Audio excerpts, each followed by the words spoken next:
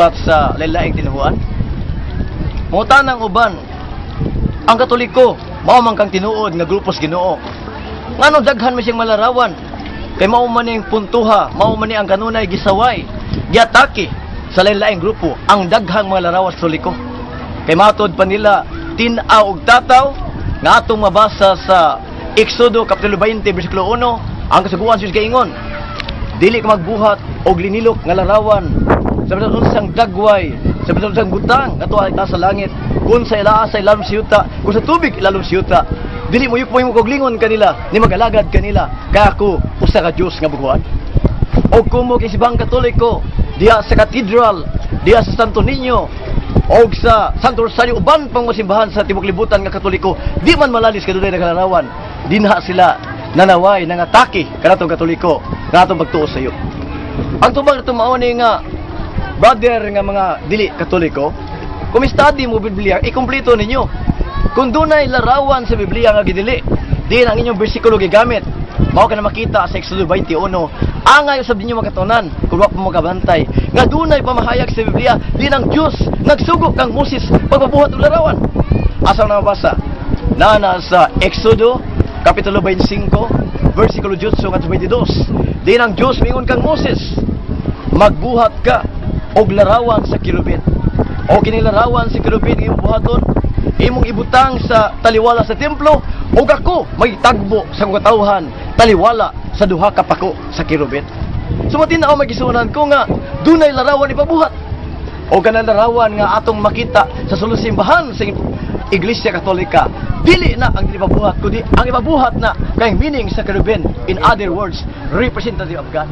Magisunan ko usab sa katalungan sa lain-laing tinuan tukion nato, mao kining baruganan nga gisangyaw sa ka intelihente nga tao, usa ka dato nga tao, mari ba in English na usa ka bagiitan nga pastor, ang organizer sa gitawag og Kingdom of Jesus Christ at Mindanao, walay lain si Pastor Apollo Kibuloy. Unsa may gisulti niya? Matod pa niya sa testimony,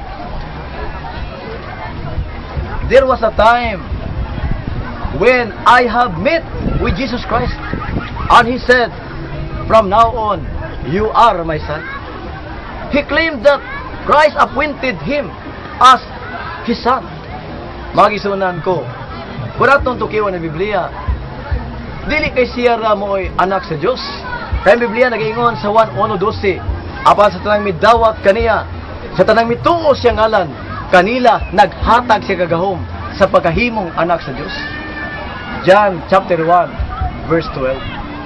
O kana pag-ingon nga napakita sa Kristo, in my personal opinion, di ko matuo nga napakita sa Kristo niya. Nga naman igsunan ko, because on the cross Jesus uttered 7 sayings, and a 6th saying, ikaunom nga puno ni Kristo. In Latin words, Christ said, consummatum est. In English, it is finished. In Bisaya, natapos na. Unsa may natapos, magisunan ko? Ang programa sa kaluwasan, the program of salvation was already finished. That's why no need for Christ to rebel, to show Himself to the body again after His death. Ngano pakita man siya nga natapos naman? Unya mo na tagay dili tos Kristo nakita niya kinsa mga to. Kini ato may isuon, ato gini base sa Biblia. Matod pa sa Biblia sa 2 Corinto 11:14, ang mga apostoles, mga apostolis nga mini, mga magbubuhat nga malimbungon, nga nagtakuban sa kaugalingon, ingon nga apostolis si Kristo, o kini dili kay bulong, kay bisan pangiyawa, nagtakuban man siyang kaugalingon, ingon nga malunda sa kahayag, busa dili katingala ang iyang mga sakop, magtakuban, ingon nga ministro sa pagkamataro. Therefore, it is very clear that what he had sent, it was not Jesus Christ, but it was the devil who disguised himself as an angel of light. Ang ato, supported na ito 2 Corinthians chapter 11, verse 13 to 14. O niya, kining matanga sa mapundok, misalindot ni, miaway ni simbahang Katoliko. Hilabihan ka sa likwa o naon, ang tinuod nga simbahan, kang kansang leader, gataga ni Christian authority, imo hinong awayon. Pagkatinaw sa bayas Biblia, baliko na to. Matthew 16:18 to 19. Jesus said, "And you are Peter, and upon this rock I will build my church, and the gates of hell shall not prevail against it. And I will give you the keys of the kingdom of heaven, and whatever you bind on earth will be bound in heaven, and whatever you loose on earth will be loosed in heaven." Sabi siya pa, "Og sultihan ko ikaw mas Pedro, og ibabaw ini bato, akong tukuron ako iglesia, og ang maghangaan sa kamatayon, dili makabuntog kaniya, o igahatag ko kanimo ang mangyawi sa gihiyan sa langit, ang imong idili sa yuta, idili sa langit, ug ang imong itugot sa yuta, itugot sa langit."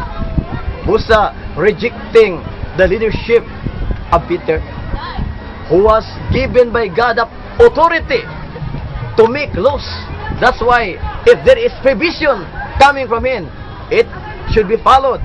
Nga naman, gidili man sa langit. Magigsuunan ko sa diha nga usa ka grupo musalindot sa tinuod nga iglesia. Adto gisya resulta sa pagkawalay kaluwasan. Matod pa San Pablo sa 2 Corinto 18, kay wa kita mahimo sa pagbatok sa kamatuoran kundi sa pag-abin sa kamatuoran. O ang kamatuoran makaluwas na sa 2 Tesalonica kapitulo 2 versikulo 10. Gikinahanglan ang mga tao nga dili Katoliko mubalik yun. O kung di ka Katolikong daan, magig-abin ka. Nga naman, this is the only church organized by Christ in order that the people believe and will have salvation. Kini simbahan na nga simbahan Katoliko, gituko din ni Kristo dito sa Jerusalem. O ang iyang simbahan nga gituko sa Jerusalem, iyang gitransfer. Nganong isutan ako miksoon kay mga tao na ibong sila. Nganong gitawag kuno ni Romano Katoliko? Gitawag ni Romano Katoliko tungod kay ang simbahan gituko ni Kristo sa Jerusalem, iyang gitransfer, iyang gibalhin sa tayong nasod. Asa mabasa? Mateo 21 versikulo 43. Si Kristo maingon sa pagkatinuod ang iglesia o gingharian pagakuhaon gikan kaninyo sa ato magikan sa Jerusalem og balhinon sa kanasod nga bungag daghan. Ang putana asang nasura gibalhin ang iglesia nga gituko ni Kristo sa Jerusalem. Ang tubag tuas Roma. Matod pa San Pablo sa buhat 23:11, atong Ginoong Hesus maingon ka San Pablo, tumindog ka Pablo, kay maingon nga ikaw nagpamatuod kanako dinhi sa Jerusalem, ikaw usab kinahanglan magpamatuod kanako didto sa Roma. O nga matod pa San Pablo sa taga Roma, Roma 1 mingon siya, o taga Roma nalipay ko kayo pagtuo Mikaela sa tibok libutan. O kini pamahayag sa Biblia nga ang pagtuo Romanon Mikaela supported ni Sister Calfax. Ang istorya gaingon, the church that's founded by Jesus Christ began to spread victoriously in the Roman Empire in spite of the greatest odds. Sabi siya pa, ang iglesia nga gitugo ni Kristo misugod sa pagkailap nga madaugon didto sa imperyo sa Roma bisan pa sa dagko nga kakaulian. Ato na sa ancient medieval history page 236. O karon ato sa tukion ang leadership ni Pedro. Kini ang pagkabato. Usually ang mga tinuoan nga dili Katoliko misaway kay matod pa nila ang gitukuran sa simbahan dili si Pedro.